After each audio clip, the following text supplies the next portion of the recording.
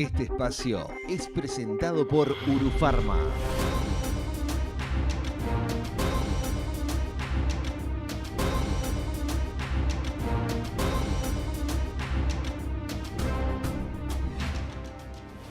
Seguimos en la Mira y recibimos a Ricardo Galarza para abordar un tema complejo y uno de los, yo diría, creo, el principal tema de la agenda geopolítica en este momento. Si no el principal, en este momento el más caliente, ¿no? Exactamente, 7 meses desde el inicio de este conflicto entre Israel y Hamás. ¿Cuál es el saldo? El saldo es tremendo, ¿no? Porque han muerto más de 35.000 palestinos. Sabemos el 7 de octubre, lo cubrimos acá, lo que fue el ataque terrorista de Hamás, los 1.200 israelíes muertos ese día, los otros 250 secuestrados y una destrucción tremenda, ¿no? Entonces, por ejemplo, ahora el presidente Biden han ido y venido con el tema del cese al fuego, no se han terminado de poner de acuerdo. El viernes, yo no sé si vos viste, el presidente Biden anunció que había llegado a un acuerdo con Israel, es más, que tenía una propuesta para un cese al fuego y que era de Israel la propuesta. Eso fue el viernes. Y el sábado el gobierno de Netanyahu dijo que consideraba eso lo consideraba un non-starter, o sea, ¿cómo se dice? Algo irrealizable, no un imposible, no una utopía. Y entonces volvemos otra vez a foja cero y esto ha sido realmente bastante, lleva y trae todo el tiempo y mientras tanto ha seguido los bombardeos sobre Gaza. Esto obviamente, además de traer un enorme daño a la población gazatí, a la población palestina de Gaza, también le ha traído un gran daño a la imagen internacional de Israel, ¿no? No en vano tiene hoy por hoy Netanyahu tiene dos causas, o el gobierno de Israel, Netanyahu, una en la Corte Penal Internacional, donde el fiscal de esa corte le ha pedido una orden de detención, y otra causa en la Corte Internacional de Justicia, son las dos cortes de La Haya, y esto obviamente le ha generado un gran peaje en la imagen internacional del país. A nivel internacional, las voces capaz que más suenan o que intentan acaparar los escenarios de discusión son voces de blanco y negro. Pero en general el orden internacional, el mundo, se ha posicionado más en los matices que en las tonalidades. Sí, es muy posible, sí. Bueno, en realidad, con lo que está pasando en Gaza realmente, cuando llevan los votos a Naciones Unidas, por ejemplo, todos los países votan por un cese al fuego, excepto Estados Unidos, que por lo general lo veta, y hay algunos que se abstienen, pero por lo general esa ha sido la tónica, ¿no? Israel y Estados Unidos solo votando a favor de no hacer un alto al fuego, que es una cosa que parece muy... cualquiera que vea eso, que vea lo que está pasando, o sea, lo que se impone inmediatamente es un alto al fuego, ¿no? En ese sentido, no se posicionan en los matices. Creo que ha habido un claro mensaje de la comunidad internacional que esto se tiene que detener, que esto no puede seguir. Ahora, a nivel de mandatarios, digamos, de gobiernos, la cosa cambia, ¿no? Porque, por ejemplo, el presidente Biden, si bien ha pedido un cese al fuego varias veces y ahora ha promovido otro que no se sabe si se lo acepta o no, pero en cualquier caso, o mejor dicho, a estas horas, digamos, se lo aceptan, capaz que en unas horas esto se va a dilucidar, no sabemos, pero en cualquier caso es secundario, porque lo que ha sido esto ha sido mucha gente pidiéndole un cese al fuego y el gobierno de Netanyahu ha dicho que no. Entonces, ahí se encuentra en un brete Biden también, ¿no? Porque también está afectada la imagen del gobierno de Estados Unidos. ¿Y qué pasa dentro de Israel? ¿Cuáles son las presiones que tiene Netanyahu o tiene un apoyo y hoy está sólido ante la opinión pública dentro del país? Es interesante la pregunta porque obviamente tiene un apoyo, ¿no? Pero también tiene una gran oposición cada vez más y yo creo que lo más sensible ha sido las protestas de los familiares de las víctimas de los rehenes secuestrados por Hamas, que ellos le han pedido, por ejemplo, ahora el sábado, cuando el gobierno de Israel se rehusó a aceptar esta propuesta de Biden, inmediatamente los familiares de las víctimas en conjunto hicieron un llamado a que se aceptara el alto al fuego. Entonces, sí, en el frente interno Netanyahu tiene problemas, no solo dentro de su propia coalición, pero más importante aún, los que protestan por la guerra, los que quieren que haya un cese al fuego, los que piden que se detenga, los que incluso lo culpan de utilizar esto para su propio beneficio político, porque obviamente Netanyahu también tiene otros problemas de carácter judicial, y que si esto se acaba no se sabría cómo le va a ir. Entonces tiene serios problemas internos, y con lo cual parecería estaba leyendo que Netanyahu decía que aceptaba, el plan de Biden tiene 3 fases. La primera fase es una tregua de 6 semanas, la segunda fase es una tregua definitiva, que el gobierno de Israel no se haga cargo del gobierno de Gaza y que haya una reconstrucción de Gaza. Entonces ahora estaba diciendo Netanyahu él mismo, por boca de él mismo, que estaría dispuesto a aceptar la primera fase. Entonces es un poco engorroso todo este proceso. Mientras tanto sigue una ofensiva sobre Gaza que sigue produciendo estas imágenes que vemos todos los días en la televisión. Y en ese sentido, la incursión en Rafah fue un antes y un después. ¿Hay ahí un punto de inflexión? Yo creo que sí, en el sentido de que cuando vieron eso, porque aparte que fue muy sintomático de lo que estaba pasando, porque cuando la Corte Internacional de Justicia, un día antes, creo que fueron 40 horas antes, emitió un comunicado que exigía a Israel detener la operación en Rafah y no seguir adelante, después de eso vino este ataque que dejó 45 muertos y centenares de heridos, y Netanyahu describió como un error trágico, ¿no es cierto? Pero sí, es realmente muy complicado si no se para esos ataques, realmente que llegue la ayuda humanitaria a toda esa gente, que se pueda finalmente reconstruir, empezar a reconstruir lo que es una destrucción, ¿no? ¿Y cómo se cuela este tema en la campaña política de Estados Unidos? ¿Cómo está parado el gobierno, sobre todo pensando en las presiones de un lado y el otro que está recibiendo? Es interesante porque las protestas universitarias que han dado tanto que hablar han impulsado otras voces que se expresan en contra de la guerra. La mayoría, según las encuestas de los estadounidenses, no apoya esta guerra y seguir suministrando armas a Israel. Entonces ha pagado un peaje político sin duda en plena elección, a poco de empezar la campaña oficialmente, el presidente Biden, ¿no? Se ven las encuestas claramente. Obviamente no es que haya ahí una antítesis entre él y Donald Trump, porque Donald Trump no se esperaba que hiciera algo diferente. La verdad que sería hipotético plantearlo, ¿no? Pero en cualquier caso, sí es cierto que está pagando un caro peaje, porque además los votos de izquierda son los que más, y los demócratas incluso, son los que más se oponen a esto. Entonces, yo creo que después de lo de Rafah, como bien dijiste, trató de apurar esta propuesta Biden, inclusive diciendo que era una propuesta de Israel. No quedó claro eso, porque después el gobierno de Netanyahu dice, no, es un non-starter, o sea, algo que no da ni para empezar a hablar.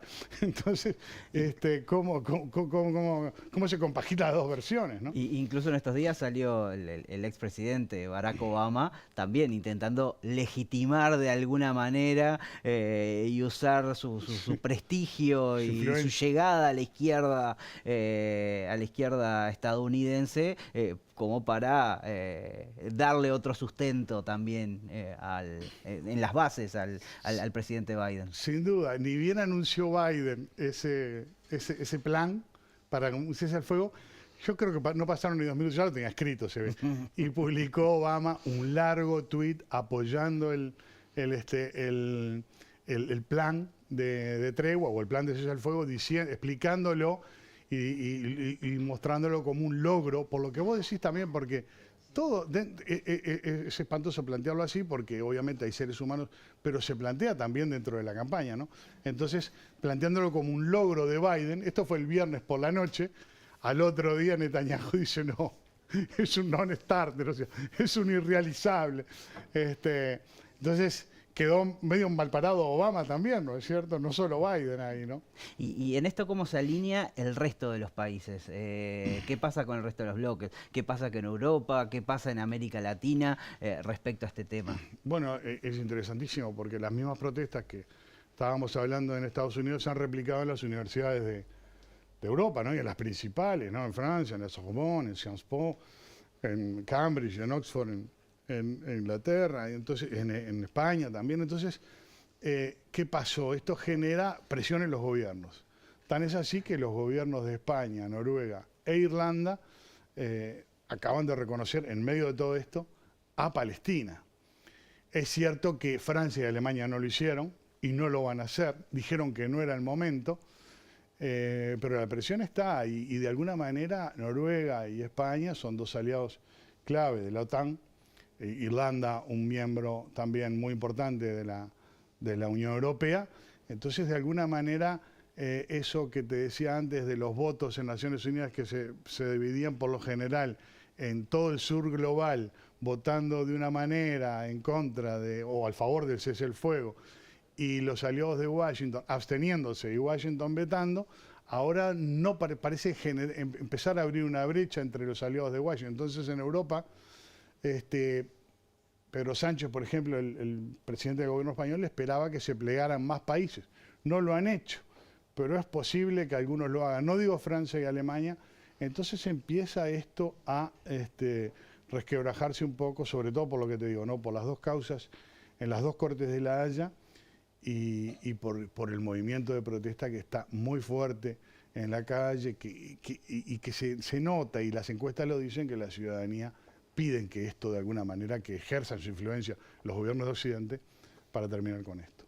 Y también del otro lado hay estados que apoyan a Hamás y dan un paso más, ¿no? De que lo que ha sido los países de Occidente, de alguna manera, sí, tirándole las orejas a Netanyahu, pero con una firme condena también al terrorismo Claro. perpetrado por Hamás. Claro, por supuesto, y de entrada lo que muchos de estos gobiernos, no estos que vos decís, los otros, los segundos, hacen es inmediatamente, antes de emitir cualquier declaración, aclarar de que los atentados terroristas del 7 de octubre no son aceptables, que son condenables y además aborrecibles y una barbaridad para cualquiera, ¿no? Pero de los que vos decís, pues solo Irán, ¿no? Que yo sepa, apoyan a Hamás. ¿Quién más? Bueno, Yemen, los rebeldes hutíes, pero apoyo decidido a Hamás, bueno, Turquía, sí, eso. Claro. Y ese es un tema muy complicado porque es un país muy importante, además es miembro de la OTAN, eso es el Asia Menor, o sea, es parte de Europa también, de alguna manera, siempre lo fue. De modo que, sí, tenés razón, están estos estados también que apoyan a Hamás, que no son menores, son dos potencias regionales, de hecho, Irán y Turquía, y generan un problema aún mucho mayor, porque a lo que se le pide a Israel, que es que se contenga, porque, bueno, esto tiene que conducir a una paz y a una paz general. Entonces tenés estos otros dos estados que generan un poco de ruido también y también entorpecen el camino a la paz, ¿no? Más allá de la intransigencia de Netanyahu y de su gobierno y de sus compañeros de gobierno, desde luego, su coalición, ¿no? ¿Y China y Rusia qué papel juegan en todo esto? Es increíble porque como que Rusia nunca presionó a Israel con respecto a los palestinos y todo lo demás. No, obviamente apoyan el cese al fuego y así han votado, ¿no? Siempre. pero sin embargo no se tiran contra el gobierno de Netanyahu, no hacen declaraciones como han hecho otros, incluso el gobierno español. A mí me ha sorprendido algunas de las declaraciones que han hecho, sobre todo su vicepresidenta, el propio presidente Sánchez. Vos lo ves a Putin y a Xi Jinping y jamás dicen una palabra de más contra el gobierno de Netanyahu. Sin embargo, cuando votan en la ONU, cuando tienen que marcar posiciones, está clara su política en favor de un cese el fuego y en favor de todos estos países que votan siempre a favor de eso, ¿no? Si te parece, Ricardo, hacemos una pausa y a la vuelta seguimos analizando este tema. Encantado, Fede.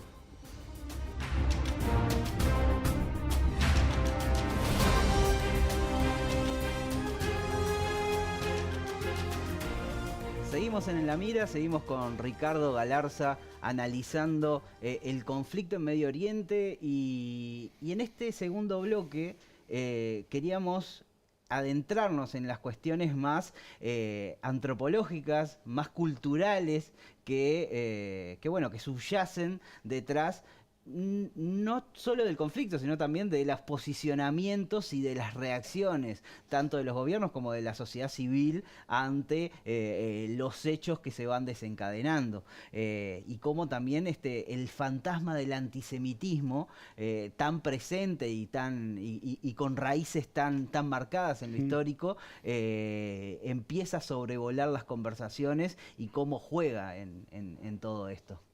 Por supuesto, encantado, cómo no. Sí, el tema del antisemitismo es un tema que está siempre presente en esto porque se utiliza mucho como arma arrojadiza también. En esto de las protestas se las han acusado de antisemitas. Muchas veces a quienes critican al gobierno de Netanyahu se los ha acusado de antisemitas también. Y a veces se usa demasiado a la ligera, ¿no? Yo creo que el antisemitismo hay que dejarlo muy claro. Es un tema que existe y que es un flagelo tremendo que, como bien decís, tiene raíces históricas aberrantes y realmente desagradables desde toda Europa central y Europa del Este, ni hablar, con los pogromos. Y mucho antes del nazismo también, ¿verdad? Mucho antes del nazismo, como digo, estaban los pogromos en Europa del Este, en Rusia las famosas empalizadas, esas, los Pales of Settlement, las zonas de asentamiento, digamos, donde los confinaban, y los guetos, ¿no? También, famosos guetos de la población judía. O sea, es un sentimiento que existe, que tiene sus inicios ahí en Europa y que se ha extendido a otras partes del mundo. Es específicamente un odio al judío. Y digo esto porque muchas veces también se matiza esto, esto lo habrás escuchado muchas veces, que dicen, no, antisemita no es solo el odio a los judíos porque los árabes también son semitas. Esto lo habrás escuchado muchas veces, ¿no? Bueno, no es así. Los árabes sí son un pueblo semita, igual que son los judíos. Esto no quiere decir que sean primos hermanos, de algún modo sí, pero no en el sentido de que son todos hijos de Sem, por eso se dice semitas, porque era el hijo de Noé, el patriarca bíblico, el del arca, se llamaba Sem, entonces por eso son pueblos semitas, se le dice, pero no por un tema étnico, sino por un tema lingüístico. Hablan lenguas semíticas. El hebreo, el arameo, el árabe son lenguas semíticas. Entonces se trata de hacer en eso una especie de globo y decirte, no es solo antisemita quien está contra los judíos, sino también quien está contra los árabes. Pero el antisemitismo fue definido por este sentimiento que vos apuntás histórico, que tuvo su raíz en Europa y que es muy específico, ¿no es cierto? Y es el odio al judío. Algunos para no confundirlo, han empezado a llamar judeofobia, pero esto existe, y existe en todo el mundo, y es una cosa que no se puede tratar a la ligera. El otro día, Kenneth Stern, que es un antropólogo y además abogado famoso americano, que dio la definición de antisemitismo para la International Holocaust Remembrance Alliance, que es la Alianza Internacional para la Memoria del Holocausto, o sea, por el recuerdo del Holocausto, dicen ellos. él dio la definición, que hoy por hoy usan más de 40 países, ¿no? Y dice que se utiliza demasiado a la ligera. Dice, yo cuido mucho esa palabra, dice. Y me cuido mucho de a quién se la atribuyo. Porque es algo, dice él, sumamente delicado. Dice, no podemos decirle a cualquiera que tiene una crítica hacia el gobierno de Israel antisemita, porque al final de cuentas, cuando todo el mundo es antisemita, resulta que nadie lo es. Y eso nos complica y nos dificulta muchísimo a nosotros la lucha contra el antisemitismo. Me pareció bueno, es el que dio la definición, un tipo muy concreto, ¿no? Pero me pareció una definición muy lúcida de lo que está pasando, ¿no? Y obviamente, como vos decís, esto tiene unas raíces históricas y sí hasta el día de hoy, entonces, usarlo de esa manera puede traer estos problemas que mencionaba Kenneth Stern. ¿Y hasta qué punto esas cuestiones más antropológicas, culturales, se yuxtaponen con otras cuestiones que tienen que ver más con lo ideológico? ¿Por qué existen o cómo se han dado estas alianzas culturales entre, por ejemplo, la cuestión palestina y las izquierdas, y sobre todo las izquierdas más radicales? Y si hay curioso. o no una alianza también entre el gobierno de Netanyahu y su política de mano dura con las nuevas derechas. Sí, con la alt-right, exactamente. Es un fenómeno muy curioso, ¿no? Porque cuando surge el Estado de Israel, surge con una cierta concepción, por lo menos al inicio, ¿no? Socialista, ¿no es cierto? Por todo esto de los kibbutz y todo esto, tenía mucho arraigo en el Labour, en el Partido Laborista británico. Tenía una concepción de izquierda el sionismo, digamos. El sionismo es, para explicarlo, porque este es otro término que a veces se habla y se ha manejado mucho acá, incluso con el caso Spektorowski en Facultad de Humanidades. Bueno, el sionismo es simplemente la idea de que el pueblo judío tiene que tener un Estado y que ese Estado tiene que estar ubicado en Palestina. Pues bien, esto venía a cuento por lo que vos decís, que mucha gente, en un principio la izquierda, se vio identificada con ese sueño, que es un sueño de Theodor Herzl de fines del siglo XIX, y después se fue desencantando, a tal punto que la izquierda tradicional latinoamericana, por ejemplo, se empezó a identificar casi totalmente con la causa palestina, sobre todo a partir de Yasser Arafat y la OLP y todo esto. Y ahí obviamente había izquierda y derecha, pero no era un bastión de la derecha, una bandera de la derecha defender a capa y espada el Estado de Israel, sino que es ahora, como vos decís, con las nuevas derechas, que son mucho más radicales en esa defensa.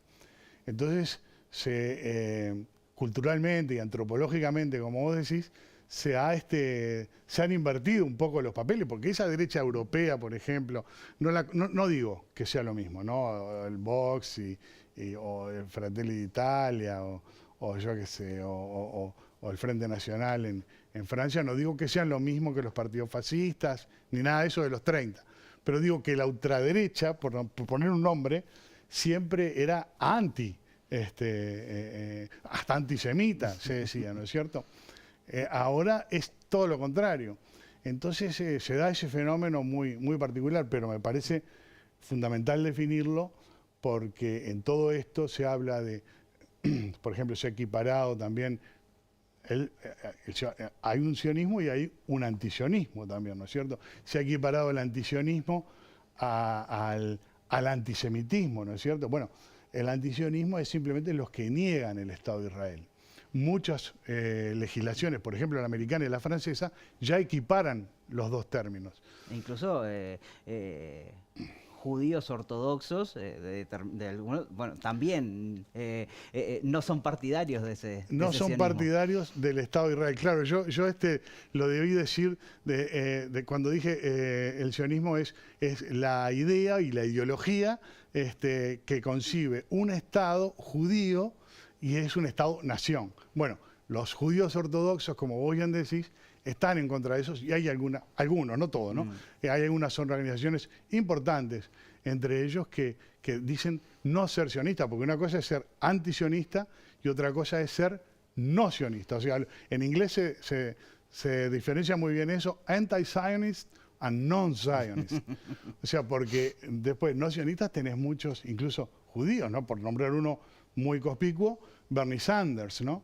Que muchos creían que era sionista, pero el Jerusalem Post ha publicado hace unos años, ya hace como 5 o 6 años, una especie de no diré una investigación, pero una aclaración de por qué no es sionista. Y después tenés infinidad de intelectuales, yo qué sé, Gideon Levy del diario... Bueno, Gideon Levy no, perdón, me corrijo, porque él es sionista y él se dice un patriota de Israel. Lo que pasa es que es tan crítico con el gobierno de Israel, pero bueno, intelectuales como, no sé, como Avi Shlaim, como Ilan Papé o Benny Morris, son, llaman los nuevos historiadores de Israel, no son sionistas. Entonces, son varios matices que hay que tener. Inclusive alguien habla de los post-sionistas también entre algunos judíos de la diáspora, inclusive dentro de Israel, pero sobre todo en la diáspora. ¿Qué es el post-sionismo? Bueno, consideran que el sionismo tuvo un recorrido y sirvió para la causa de establecer y crear el Estado de Israel, pero que hoy por hoy ya no tiene razón de ser. Entonces son post-sionistas. Fíjate vos todos los matices que tenés en esa baraja, ¿no? No sé si vos lo ves así, Ricardo, pero a mi juicio esa simplificación y de la identificación de este conflicto con el Estado de Israel como un todo, de alguna manera es funcional a Netanyahu el hecho de asimilarlo a él con el Estado que representa y con la cultura y el pasado que representa, que quizás le quede un poco grande. Muy interesante lo que decís, porque de hecho se da eso. Y fíjate vos que en ese proceso que vos estás mencionando se radicalizan los dos bandos, ¿no? Porque los que protestan, por ejemplo, entonces con cada respuesta de Netanyahu se radicaliza y Netanyahu y los suyos a su vez se radicalizan por su lado también. Entonces es muy complejo esto, pero sí, identificarlo con el Estado de Israel, a él le conviene, al resto del mundo no. Y me animaría a decir a los israelíes, menos todavía, les conviene. Muchísimas gracias, Ricardo. Y nosotros nos despedimos, esperando que ya la semana que viene tengamos de nuevo a Gabriel en la conducción. Así que bueno, muy buena semana para todos y nos reencontramos por estos lados.